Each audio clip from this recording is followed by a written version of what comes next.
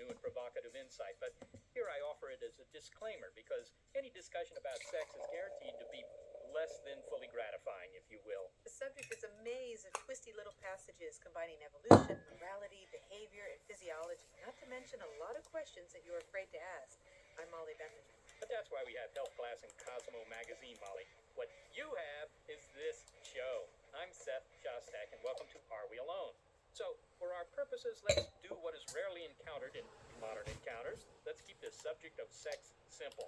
A beginning, middle, and end. Part 1, the beginning. For many of us, sex first grabs our attention as teenagers and then it never lets go. At least that's the male perspective, the only one my particular vantage point provides. But irrespective of whether our preoccupation with sex is gender specific or not, it's not new, nor is it exclusive to our species.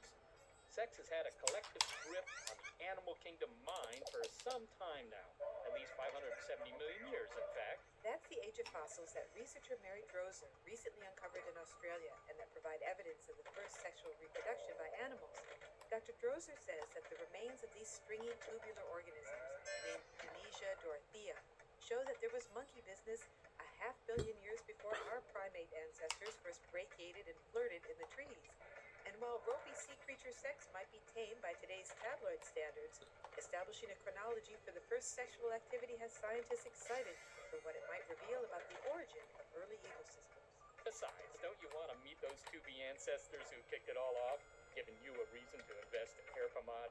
It would have been about 30 centimeters tall, standing up from the seafloor, not in a stiff way, but sort of swaying with the current we envision. It was soft-bodied, so it did not have a skeleton. Nothing had a skeleton at this time. Our nickname for it is ropey because when you look at it, it looks a little bit like a rope in the fossil record, but instead of being wound like a rope is, it's actually made up of serial units, about centimeter by centimeter units, basically stacked on top of each other. Well, was it a worm? It sounds like a worm. It sounds like a worm. It wasn't a worm. It wouldn't have been mobile, so it wouldn't have moved. It was attached to the seafloor. We don't know what it was. Its ecology and what we think were its modes of reproduction are much more similar to modern sponges or even corals. Now, you found fossils of the ropey sea creature in Australian rock.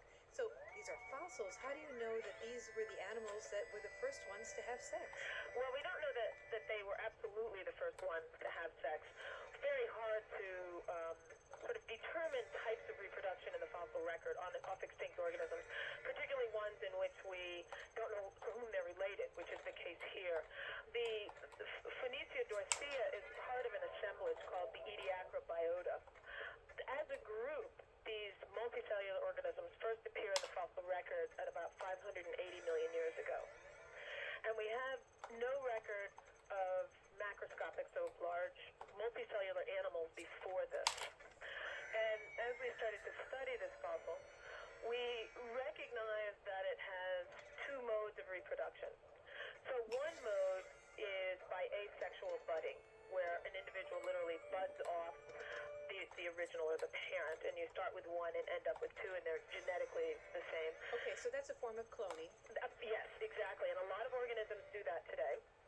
And then we realized that the attachment structures of many of these, so if you imagine, and this isn't a plant, but it's a reasonable analogy, if you imagine sort of the roots of a plant or the holdfast of a sea fan is attached to the sea floor.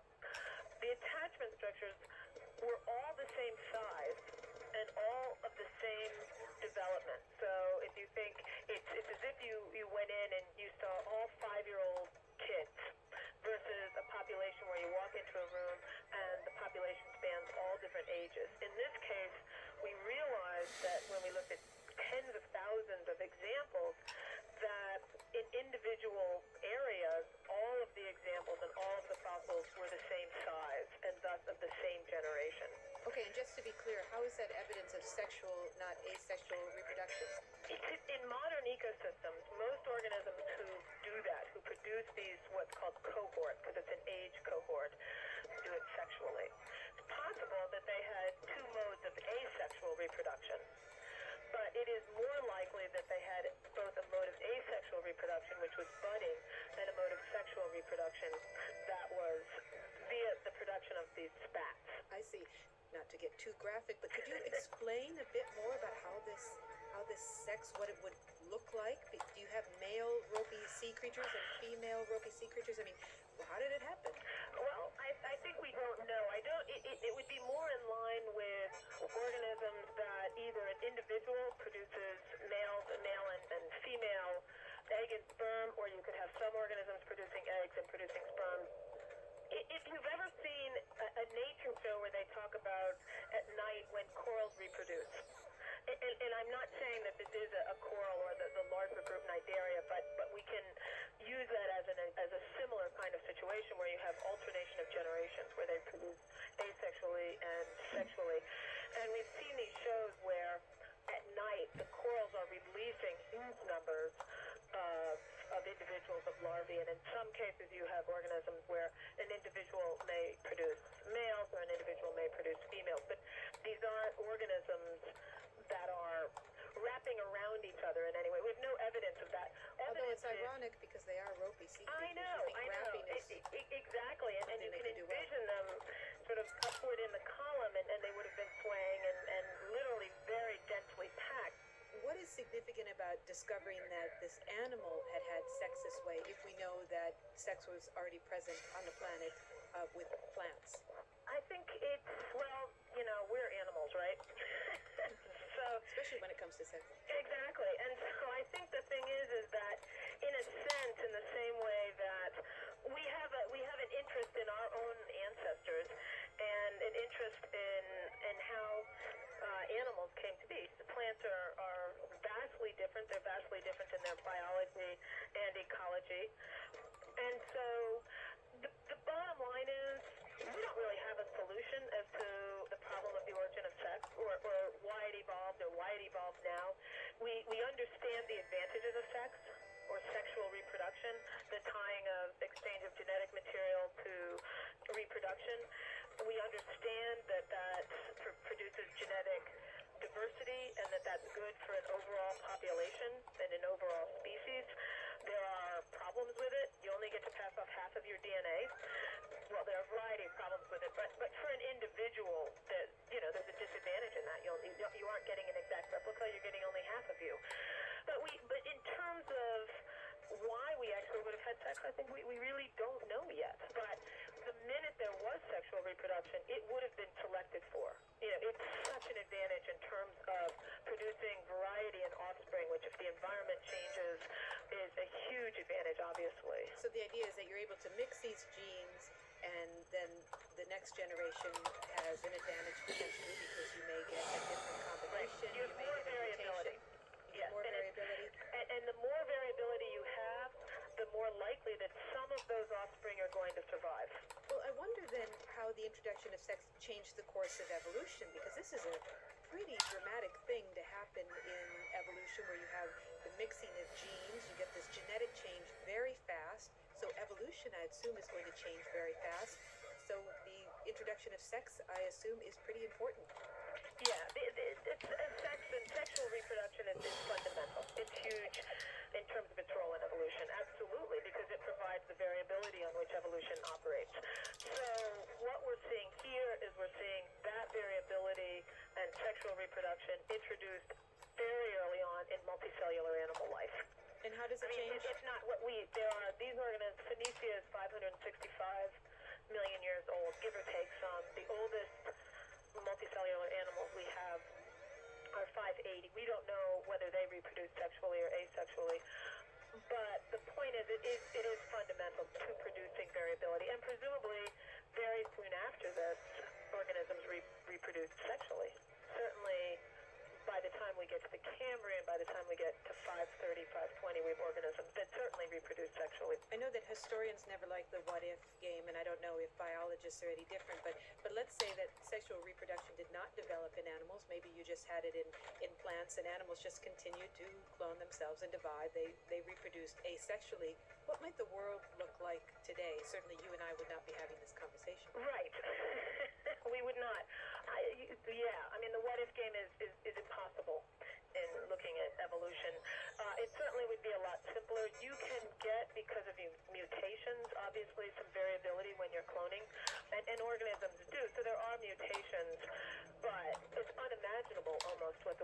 like. The plant world, I guess, would be great, both the algal world and the terrestrial plant world, I suppose. Though so much of that is tied to animal evolution that it's hard to imagine that either. So It's impossible to imagine. So all the animals that we have, the great species diversity would not be here. Right. From zebras to monkeys Right. to Right. so forth. So as always with sex, you could say things are never the same afterward, are they? Absolutely. That's exactly right. That's exactly right. Well, And this is the beginning of the diversification of life on this planet as we know it. This is it. This is the moment.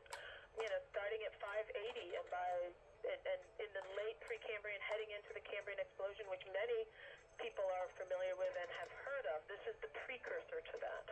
Finally, does your growing understanding of what the early Earth looked like, and I know that there's still some very big questions for scientists about that and the origin of life, but does it give you any clues as to what life might look like on another planet and what the role of sexual reproduction might be on an alien planet? In other words, would we find sex in outer space? I don't know whether we find sex in outer space.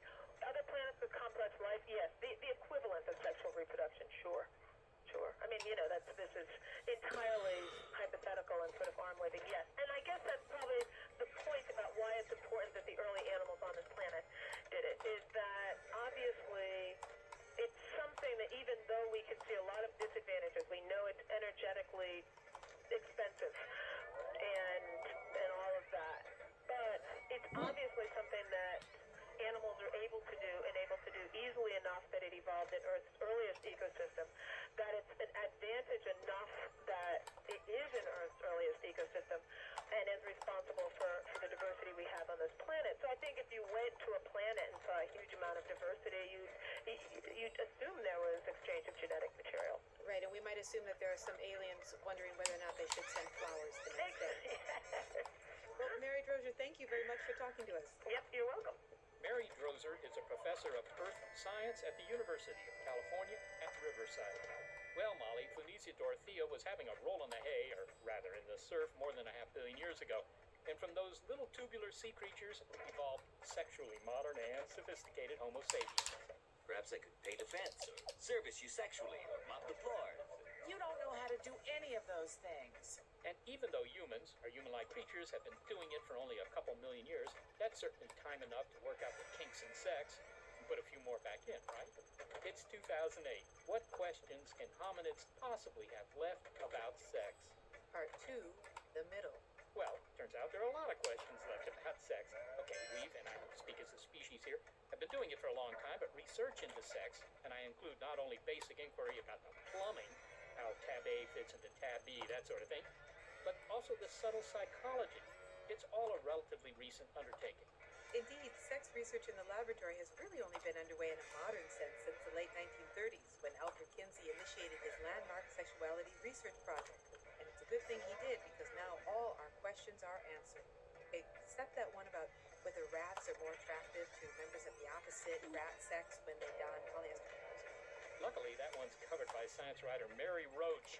She's just penned a book about sex called Stiff.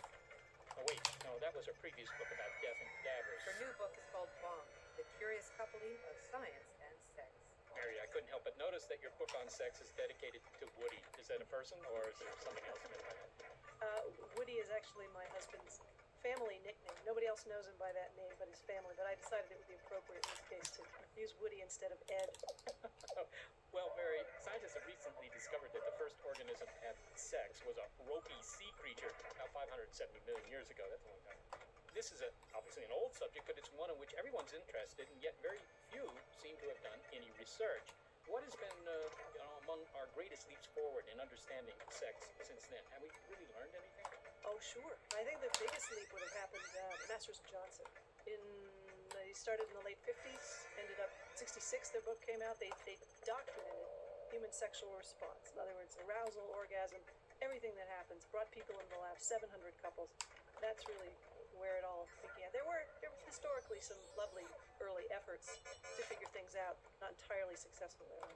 Well, I do recall the Masters and Johnson report that came out in a big book. Wasn't that the deal? Big book. Yeah, it became somewhat of a bestseller. Yes. It's an extraordinary book, but it's amazing to read it because it's so cloaked in jargon. I call them masters in jargon. They talk about failure of erective performance. That means you can't get it up. Stimulative literature, that's pornography. 50% orgasmic return, that means you're getting off half the time. It's quite a book, though. It sounds like it ought to have a glossary. Yeah. And is that research still considered, valid, or were there biases in that research? That research, there are folks who have quibbled with some of the stages of arousal, and so there are people who've taken issue with some of the particulars, but the basic research, I think, still stands. Well, let's talk about some more recent research. You write in your book about this study that involved lab rats dressed in polyester pants. Can you tell me about that? That sounds somewhat bizarre as an experiment. There's a Professor Shostak in Egypt, and I learned about him, and I was fascinated by him because he's somebody who actually studies these reflexes of sexual intercourse. I thought, nobody's doing the pure physiology anymore, and so I actually traveled all the way to Egypt. The reason I wanted to go to see him is that I stumbled onto this paper in the European Journal of Urology, in which he was looking at the effects of wearing polyester underwear on your fertility rate, on your sperm count, and also how often you have sex. So he did literally dress lab rats in polyester pants. And what was the result? And there's a little image in the paper. It says the underpant worn by the rat. There's the drawing, little guy with the drawstring pants, little hole for his tail. The result was that indeed the rat's sperm count went down, but partly because polyester is hotter than cotton. So that's a pretty straightforward result. Also found that the rat had sex less often, and all you had to do is look at the poor guy and understand why he was getting less action. Well, but was it his decision, or did the females simply say, I don't like the way this guy dresses? I'm imagining it was that. He didn't go into, sadly, there wasn't enough detail gone into in the paper. Studying rats to learn about sexual behavior might be okay if you're dealing with rats that are troubled by inadequacies in their Right. sex life. Yeah, if you want to understand human sexuality, you're far better off bringing humans into the lab. Absolutely. In the early days of sex research, before science really got its nerve up to bring human beings into the lab, they did actually study animals. Not terribly productive, because you have sexual behaviors like the porcupine, part of whose courtship includes leaping up and down with one paw over the genitals, and also later on a strange urinary shower. So there's not a lot of overlap, is my point, between animals and humans. So you definitely want to bring humans into the lab. As I recall, the Masters and Johnson report used prostitutes or volunteers. This wasn't a random sample. They didn't go out into the suburbs and just pick the first 100 people they found. No, it was not a random sample. The prostitutes were actually the beta test. They were the ones that they worked out their procedures on, and they didn't include the prostitutes actually in the findings. Most of the folks who came into Masters and Johnson's lab were colleagues, people at the university. Also, they were people who were quite comfortable with their own sexuality and their ability to regularly reach orgasm in a laboratory setting. They were not your average, in other words, not your average folks. Now, you have several bizarre examples of experimentation in your book. Did you deliberately select the bizarre, or is it just the fact that sexual research is always, from the point of view of somebody just having a cup of coffee in the morning, somewhat wacky? No, that would be me selecting for the bizarre. Yes, that's my bias. 98% of sex research is just not fun enough for me to put in the book. So yes, I have skewed the book toward the more quirky and entertaining and sometimes bizarre. There's a lot of studies into human sexuality.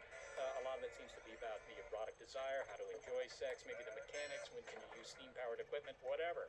But what about the evolution of sex and the mechanics?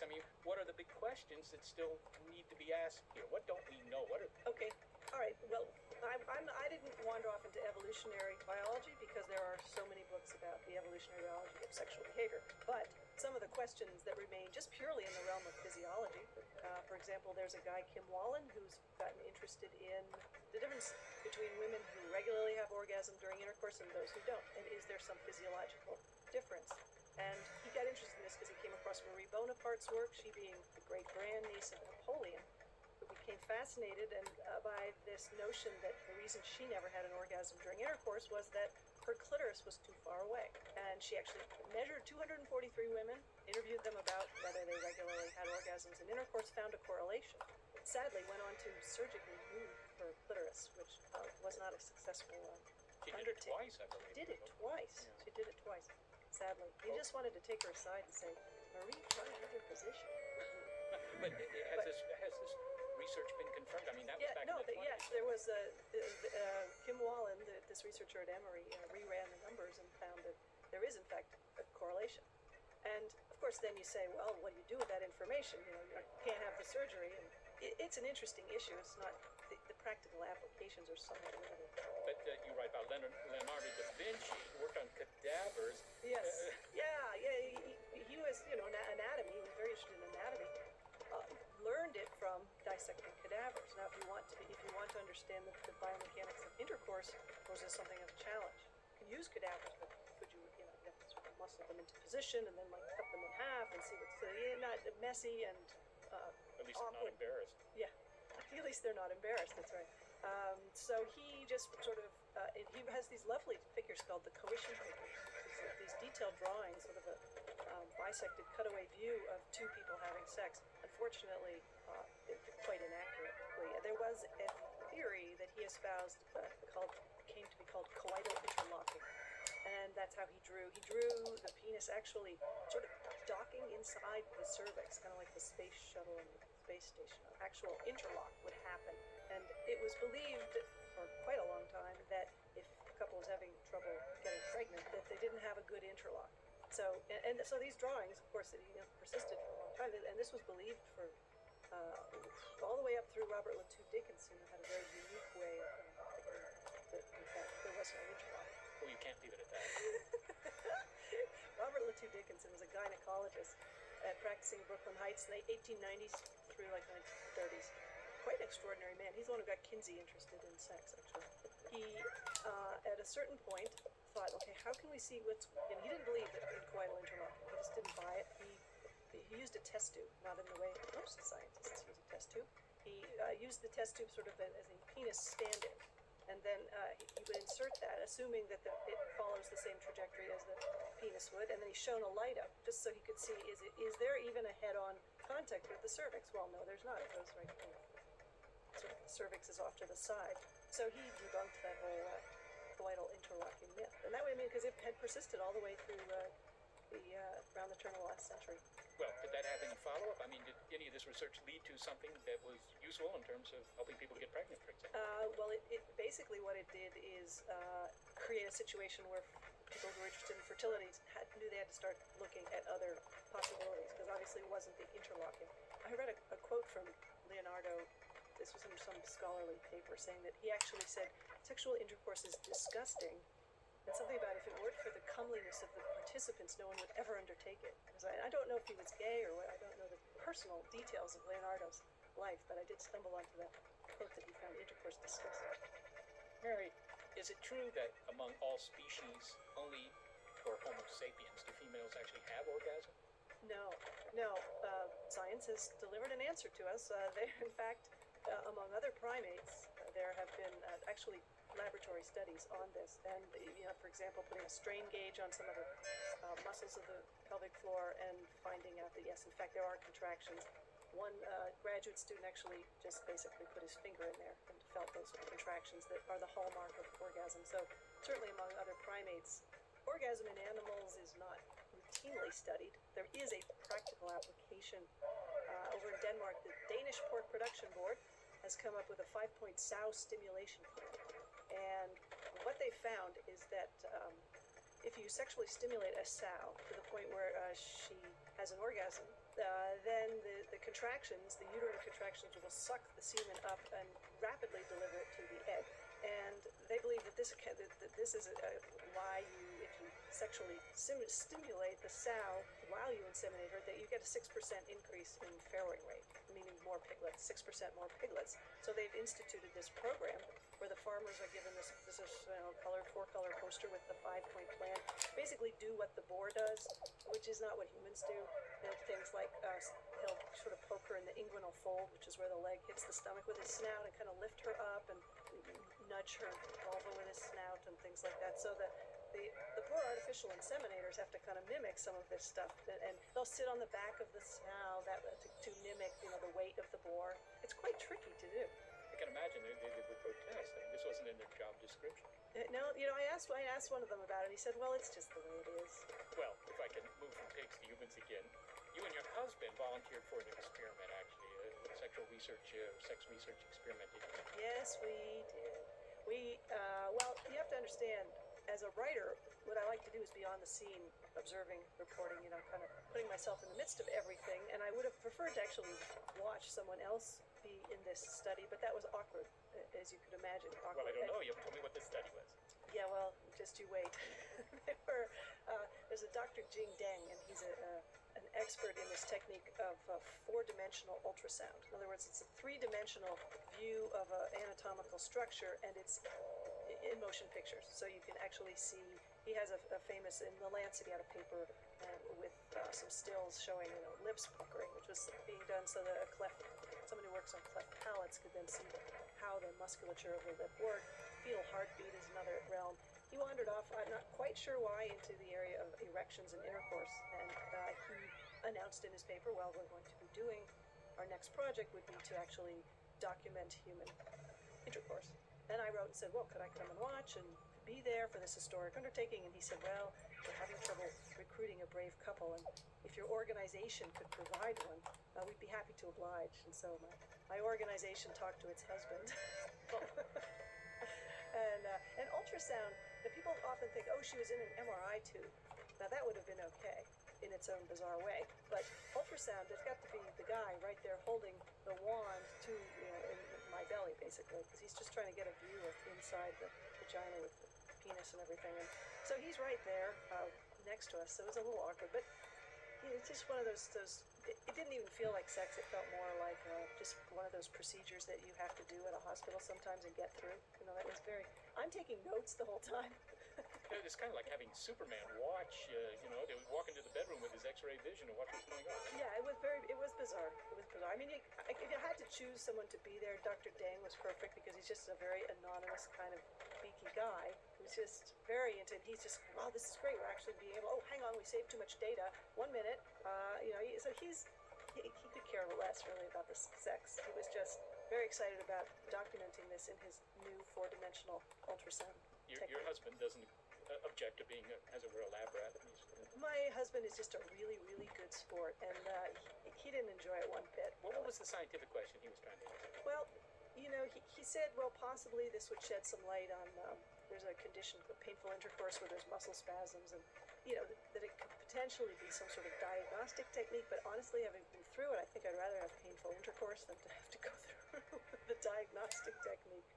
Well, how much research into human sexuality is actually done in the labs these days? Is it still an active area of research?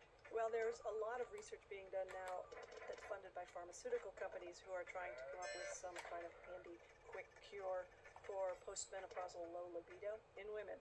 So essentially the quote-unquote pink Viagra, although it's not Viagra because Viagra affects erectile processes. It's not doesn't affect the brain. They're looking for something that would affect the central nervous system, and whether it's dopamine or serotonin or whatever, they're looking for something that would make women just think about sex more, want to have sex more, just be more sexual, particularly post-menopausally. Well, that brings up the obvious question, I think, for anybody who's ever experienced any of this, that women are indeed somewhat different than men. I mean, men have been described in terms of sexual performance as kind of like, soda machines. You put in a dollar in a soda kind of thing. But that women are far more complex. Yes. And presumably there are good reasons for all this. Yes. My favorite line in Alfred Kinsey's work is one that's cheese crumbs spread before a pair of copulating rats will distract the female but not the male. And in fact, just being distracted and anxiety and all the other kind of things that prey on a woman's mind tend to take her out of the moment. Men don't seem to have this problem quite as much. So there are actually some people have looked into mindfulness training for women to just keep themselves in the moment and not sort of go off in their heads and get distracted and worry about something and think, this might butt look big or whatever it is that's distracting a woman during sex. So there's mindfulness training. Some sex therapists actually prescribe Ritalin to help keep focus. I mean, it makes sex sound like homework. Well, maybe we're wrong to have this emphasis on having good sex. More or less, 100 years ago, women were not supposed to enjoy sex at all, right? Well, and also, the other thing is that women didn't used to really live much past their reproductive years. So this whole notion of a woman remaining a sexual being into her 80s is not something that was even an issue. Well, finally, Mary, good sex clearly has survival value, and if you like sex, you've got a good chance of having more offspring. And from nature's point of view, that's what it's all about. So, I gotta ask you, do you feel cheated that sex in the future will be better than sex is now? Thousands of years from now, probably. Yeah. Now that you mention it, I do feel kind of cheated. Thanks for bringing that up. Okay, Mary Roach, thanks so much for being with us. Thank you. Mary Roach is the author of Bonk, The Curious Coupling of Science and Sex. Coming up, you've heard how it begins. Now let's find out how it ends. And if you thought your sex was mechanical now, just you wait another 40 years. You're listening to Are We Alone?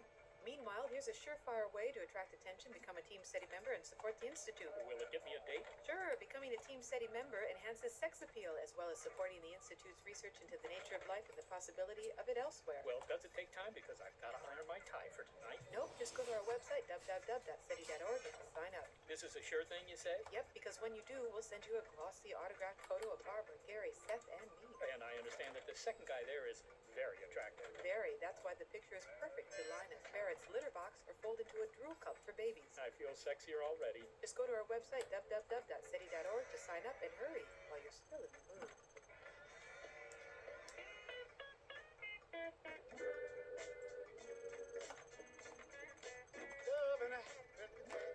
You know, Seth, when it comes to great seduction music, you really can't go wrong with Al Green. This is Love and Happiness. One of my favorites. Yeah, well, everybody has their favorite romantic songs, Molly. Did you have one? Yeah, sure. Back in the day, when I was in college, we had what we called our snow machine in our room, and it would play Johnny Mathis tunes. I'm sorry, Snow Machine? Well, it was the snow the women. Chances are.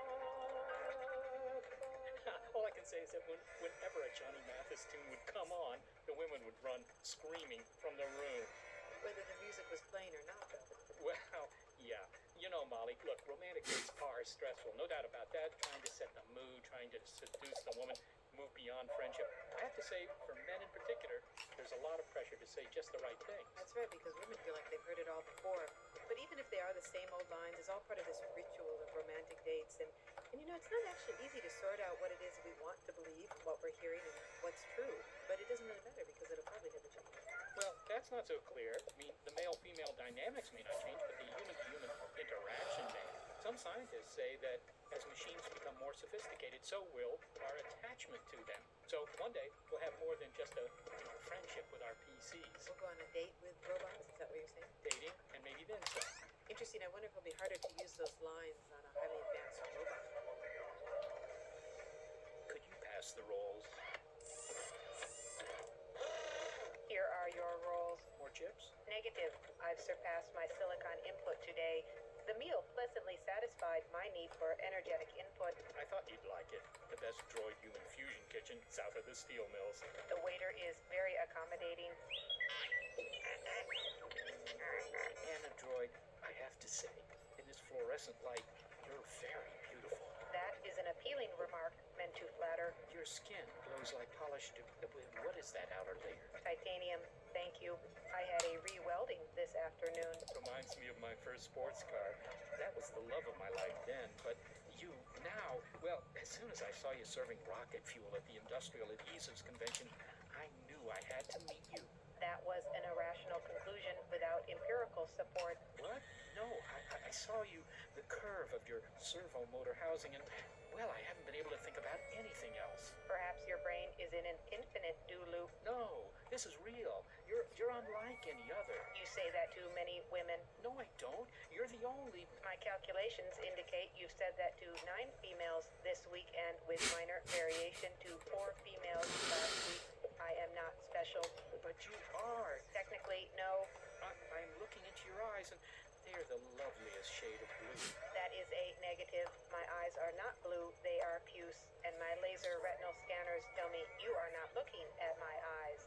Man, chatting about fembot is tough. Waiter, a bit more wine over here, please. What I'm trying to say, Anadroid, is that I have a wonderful collection of etchings back at my place, and... Again, negative. Indications are you do not draw. Yes, okay, I don't draw. I just thought you'd like to see the view from my penthouse suite. Negative. Indications are Okay, it's a basement flat. Jeez, it's just a way of saying... that you want me to accompany you to your apartment. You are using a cliched ploy in order to reach your obvious goal. But, well, initiate is a little harsh. What you really want is to initiate carnal mechanical interaction, and you are trying to accomplish this in the most expedient fashion. It sounds so calculating when you put it that way. But it is accurate. Yes, okay, well, I give up. I mean, you've seen through me from the beginning. It's true. Some of my lines are hackneyed, and yes, I wasn't really looking at your eyes, but clearly dating a Model 2072 Fembot was just out of my league. I wasn't thinking. This is the first correct statement you have made tonight. I am impressed. Besides, you have a cute butt. I do? Oh, thanks. Shall we go to my place? Actually, my docking station is 220 meters closer. Waiter, check, please. Well, dating a robot is just the first step. That brings us to Part 3, the end. Love and Sex with Robots is where it's all headed, according to David Levy and the title of his new book. A pioneer in computer programming and also a chess master, David Levy said in 1974 that it wouldn't be long before a computer surpassed humans at playing chess. Then in 1989, he was defeated by a computer, Deep Thought, in an exhibition match. Now he predicts that computers will move from beating humans at chess to surpassing them in another game, the game of love. Given the premise that computer technology will continue to advance, he claims that by 2050, computers will not only have the capacity to fall in love with humans and us with them, but sexually desirable. Mechanical sex may one day be a good thing. David, you write about having sex with robots. You don't seem to mean this metaphorically. You mean it literally. Absolutely, yes. I mean, the robots of the future will certainly have sexual functions, and I think people will be very attracted to that. But are we talking about more than advanced sex toys? I mean, people have, in some sense, sex with machinery now, but this is a different thing. Yes, it will become a different thing. I think initially we're talking about advanced sex toys, but eventually the robots will be very human-like in appearance, and they'll have artificial emotions and artificial personalities, and they'll be able to carry on conversations with us as well. Well, can you give me some example of what you mean by robot sex technology? I mean, there's the plumbing aspect, there's the emotional aspect. I mean, tell me what I could expect if, some robot rolled into my room and said, "Hey, big boy," I mean, what am I going to see? Well, let's start off by thinking about the upmarket sex dolls currently on the market for a sort of $5,000, $6,000, $7,000, that kind of price. These are completely inanimate dolls. They're built in human-like forms and human-like sizes, and they sell to hundreds of people who obviously enjoy having sex with them enough to fork out that kind of money. Now add some electronic technologies, maybe vibrating parts. Imagine a male doll with a vibrating penis and some electronic speech, synthetic speech, so the doll can tell the user that the doll loves the user and the user's a great lover and so on. And some sensors maybe, so that when you caress your doll in the right way, the doll says, that's nice. And that's the first rung of the ladder from sex dolls up to sex robots. Well, tell me some of what the influence, what the benefit would be, because people have been trying for a long time to make, if you will, robotic pets, a substitute for a dog or a cat. And I can understand the appeal there, but, when it comes to sex, of course, that's fairly personal. Can hardly imagine anything more personal. And yet, you write in your book, Love and Sex with Robots, that this will actually be a good thing because there'll be great sex on tap for everyone 24/7. That's true, but I think that one of the reasons why this is going to be so beneficial to society is not so much the great sex on tap 24/7, but the fact that there are millions of people out there who basically can't get any regular sex at all because they have problems of different sorts, maybe psychological problems, maybe they're shy, maybe they have psychosexual hang-ups, maybe they're not appealing to members of the sex they want to attract. For all sorts of reasons, there are literally millions of lonely, miserable people, and when they can start having relationships that are very similar to the relationships they would like to have with humans, these people will suddenly stop being miserable and they'll become much happier, much more fulfilled human beings. What would it feel like to have sex with a robot? Can you describe that in not too graphic terms? Well, I mean, I'm just hypothesizing here, but I think it will feel very, very similar to having sex with humans, because the inventors and designers of these robots are obviously going to make their products as realistic as possible in terms of not just the look but also the feel, just as the sex doll manufacturers now who develop products that sell for thousands of dollars, they make their dolls feel real. I'd like to get back to the fact that there are many people satisfy that need. But is there an asymmetry here? Maybe you can gauge that from the reaction you get when you talk to people about this. Is this something that men are going to buy and women are not? No, I don't think so. I think that at the beginning, I mean, at the moment, the sex dolls sell in far larger numbers to men than to women. But I think once these robots come on the market and there's some publicity about how great they are as lovers and as sex partners, I think women will be at least as enthusiastic as men. And I think this can be gauged from the huge sales of vibrators. In my country, in the UK, they sell about 2.5 million vibrators a year. In the States, the number's about 30 million a year. If so many women are happy to get sexual satisfaction and achieve good orgasms using vibrators, then robots that can put their arms around these women and tell them they love them and that they're beautiful and so on, I think these are going to be much more appealing than vibrators. Okay, so this is more than just about relieving sexual frustration. It's about actually having a relationship. But of course, relationships are not 100% good. Could these robots, kind of frustrate you by, having a great night with you, and then the next day they roll out of the room and they don't call or something like that? Well, this will be programmable, and I think part of a good human relationship is a certain amount of friction and uncertainty. I think it's only a minority of people who want their life partner or their spouse to be completely subservient so they know exactly what the reaction of their partner is going to be. I think with robots there'll be some uncertainty programmed into them so that the robot won't always do exactly as you expect. But if you don't like the way the robot's behaving, and you don't like the fact that every once in a while it argues with you, for example, you can just say to it, I wish it wouldn't argue so much, and we will reduce its frequency of making arguments and try to appease you in that way. So I think the robots will be very compliant with what we want, and if what we want is some sort of friction in the relationship, then the robot will provide it. I'm sure it will. I mean, but could you program in monogamy? I mean, you don't want your robot rolling across the hall to the apartment down there, do you? Of course, you can program in anything. You can program in monogamy, and some people are turned on by threesomes and foursomes. You can program in absolutely everything you want. Robots will be programmed with huge amounts of knowledge on every subject, including relationships, sexual technique, and so on. And you'll be able to choose your robot to have whatever characteristics you wish. You've made this sound very appealing, David. When is it likely to happen? Where are we on the technology? Well, there is already sufficient technology that if it was integrated with the upmarket sex dolls, we would have the first very primitive forms of sex robots. But I don't expect that to take more than about 5 years or so.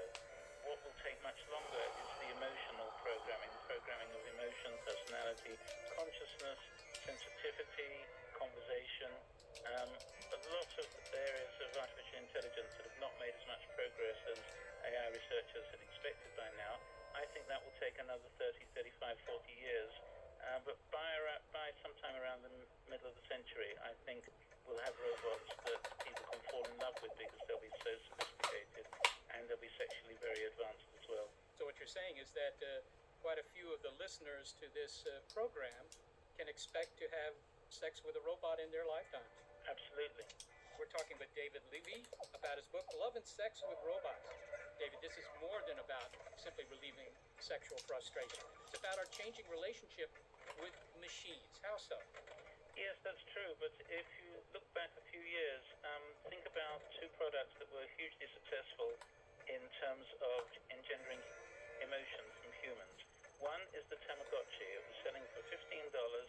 It looked like a flattened egg, had very simple graphics. It had a few buttons, and you pressed the buttons to simulate feeding it and playing with it. And literally millions and millions of people bought these, and huge numbers of them developed emotional relationships with their Tamagotchis. They felt that they had to look after them, they had to nurture them, they had to artificially feed them, and people would go to great lengths to make sure that they took care of their Tamagotchis. There are countless stories on the internet of Japanese businessmen who would cancel or postpone meetings because they knew that they were going to have to feed their Tamagotchi or play with it at a certain point in time that would arrive in the middle of a meeting. There was one lovely story about a woman who was told to switch off her Tamagotchi because she was sitting on an aircraft that was waiting to take off, and the air stewardess said, "We cannot take off unless you switch this off." And the woman said, "No, if I switch it off, I'm going to kill it." And the stewardess insisted, and the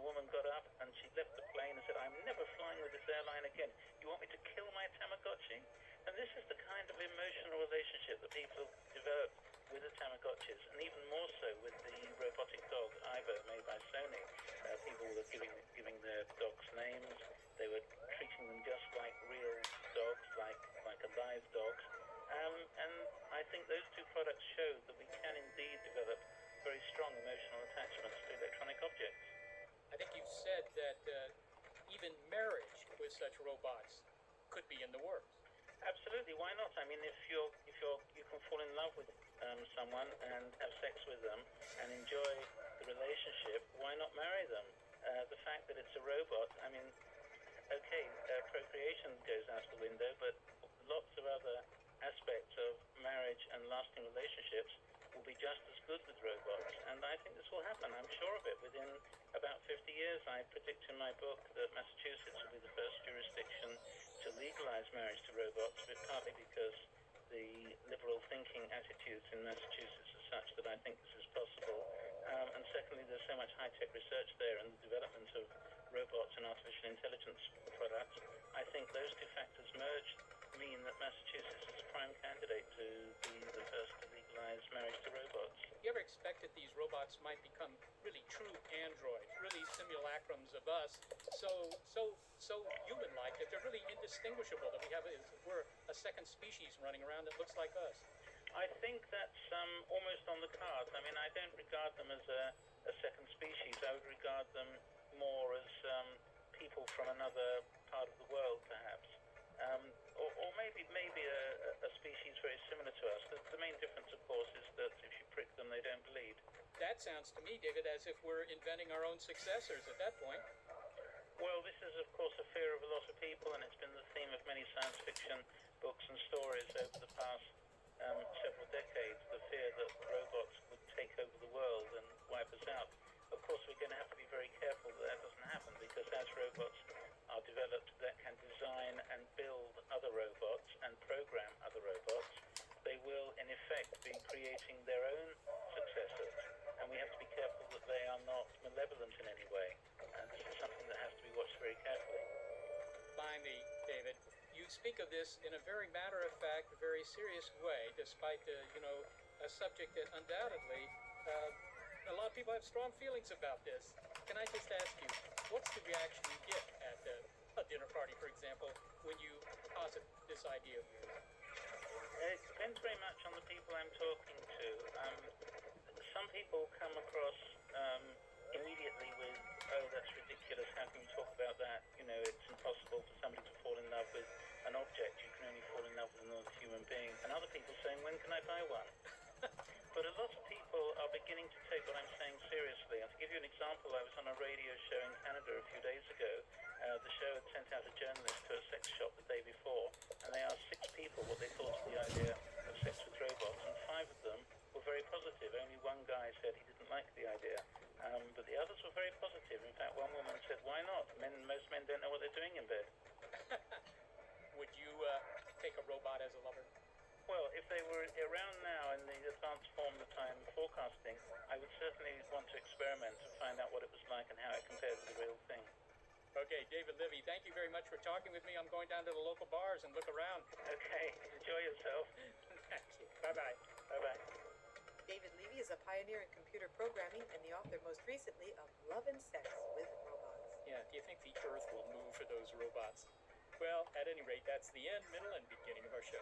And it couldn't come together without the sex appeal of Barbara Vance and Gary Niederhoff and the magnetism of the NASA Astrobiology Institute. Also, the SETI Institute, whose mission is to understand the nature of life on this planet and the possibility of its existence elsewhere. And for it to exist elsewhere means it needs to reproduce somehow. Be sure to be our friend on Facebook. I'm Seth Shostak. And I'm Molly Bentley. And that's it for our show. It was great. No, really, it was. We've got your number. And we promise to call you tomorrow. Promise. Now, if you just hold still, little rat, I'm going to slide these polyester trousers over one leg and send the other. Zip up. There. Yellow plaid. The female rats won't be able to resist. What's that you say? Okay, fair enough. Next week we'll try the leather chaps. Support for Are We Alone provided by Sun Microsystems.